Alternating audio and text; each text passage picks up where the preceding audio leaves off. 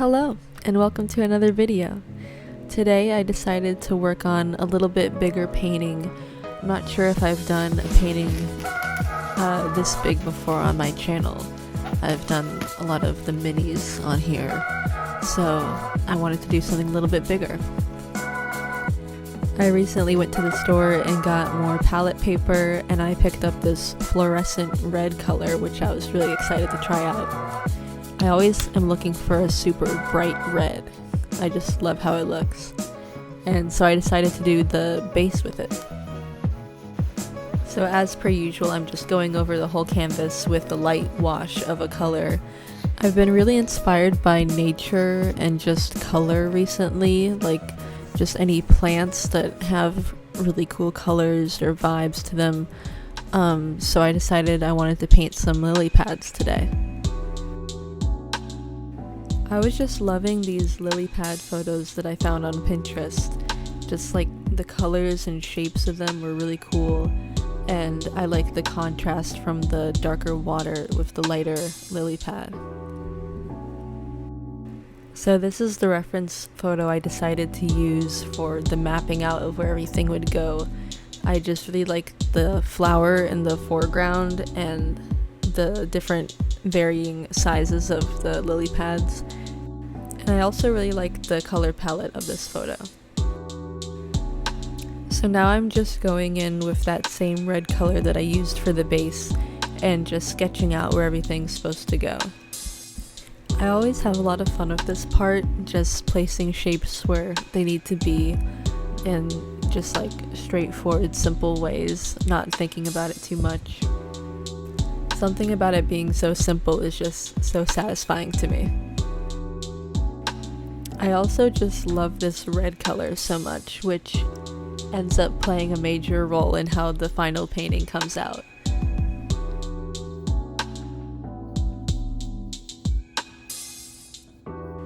I was just having so much fun with this stage of the red sketch that I started blocking in some of the shadows, which you don't usually have to do in this stage, but I thought it might be beneficial to have some more of that red popping through the canvas and acting as like an underglow layer.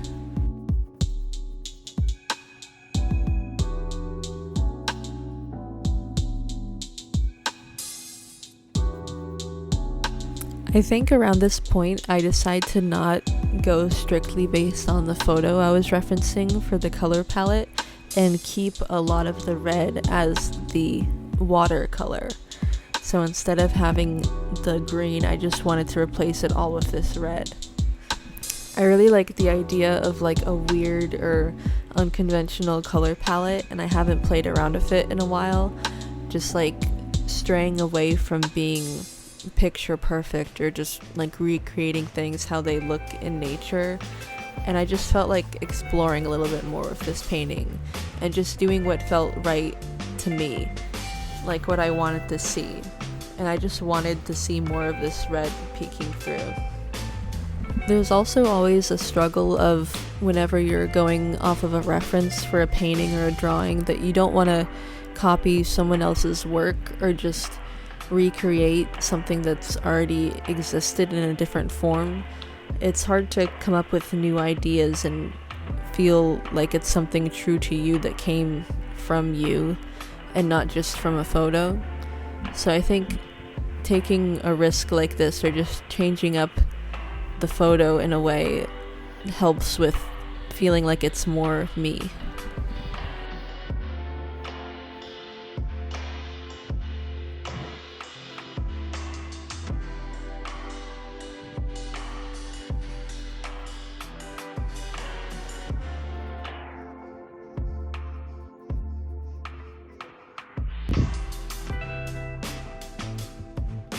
I used to use red a lot in my art, especially in my sketchbook. Like a few years ago, it was kind of my staple color that I would put into things, mainly because I got this marker from my art teacher. It was a fabric marker, but it was this really bright red. It was almost like a Posca pen type of marker, and it just had such a good red color, and I would just use that as like a pop of color in like drawing portraits. I would have it as like just a good background color, and I really utilized that a lot in my art then.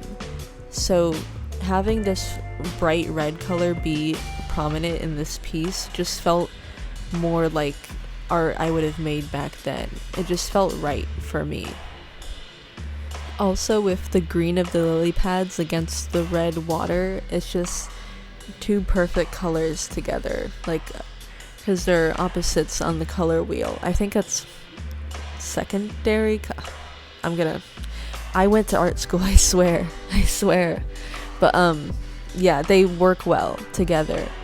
It's science, it's real. So it's just like a good contrast. I decided to add this periwinkle kind of bluish purple color into some of the lily pads because it just looks so nice. I love that color.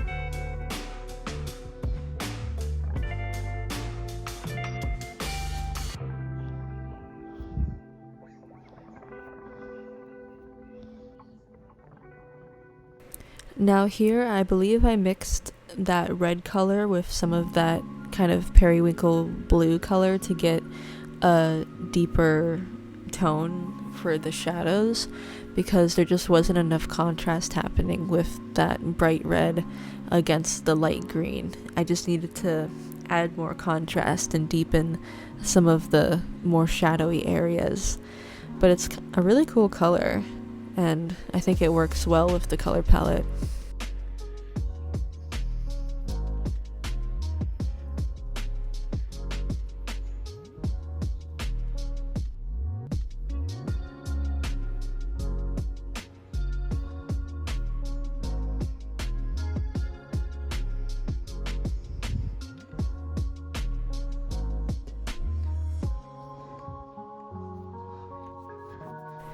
So again, I'm just trying to add more contrast and make the background look more like water by adding some highlights in areas with just a wash of some white or a lighter color.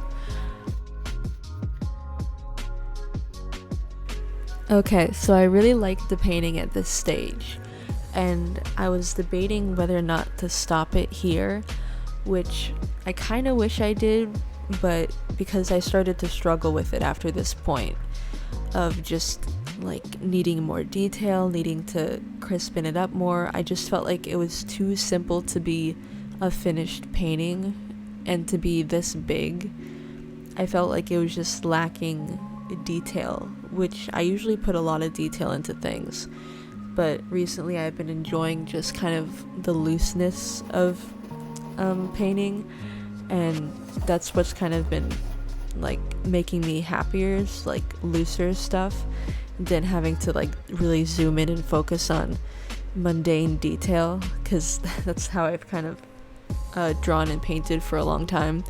So, but I think you have to kind of go through the photorealistic phase to be able to really open up your creativity and simplify things after that. Because I feel like you need to have an eye for realism and how things work in just nature first to be able to then strip down and find a specific style that you like. Like if you're drawing a face, for example, you need to know where the nose goes and where the ears fall and the mouth and the eyes and all before you can then stylize those features or exaggerate them and make it make sense in that exaggerated form. You have to have an understanding of the scientific structure first. At least that's what I've observed and kind of been taught.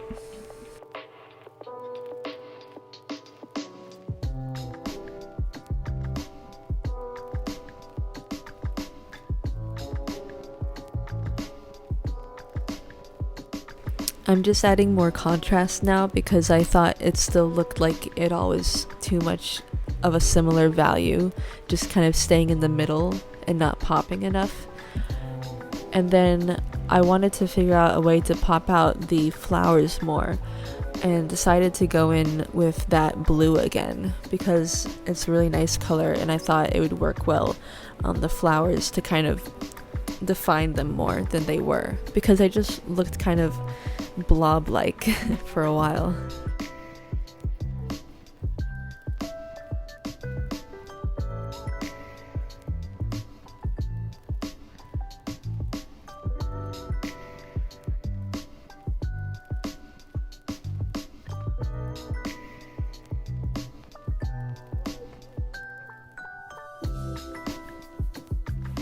I had kind of a struggle with this piece during the middle of it, where I just wasn't happy with it, or I thought it just wasn't what I wanted it to look like, or wasn't as good as it could be.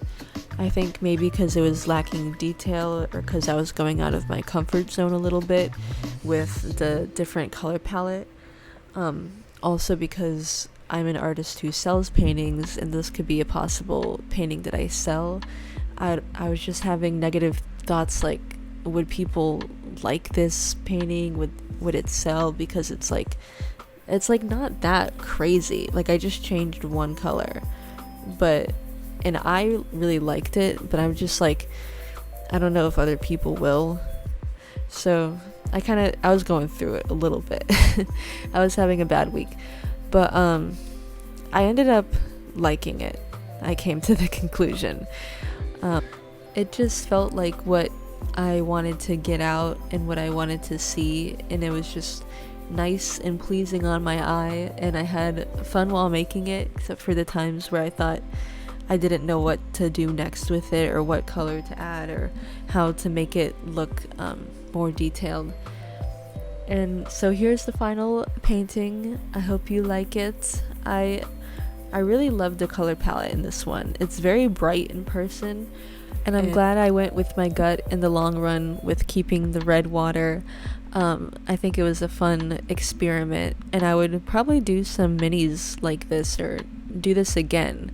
And I'll probably also paint more lily pads in the future with normal colors. But I really enjoyed working on this painting, and if you stuck around to the end of the video, thanks so much for watching. Be sure to like and subscribe if you enjoyed and want to see more, and thanks. Bye.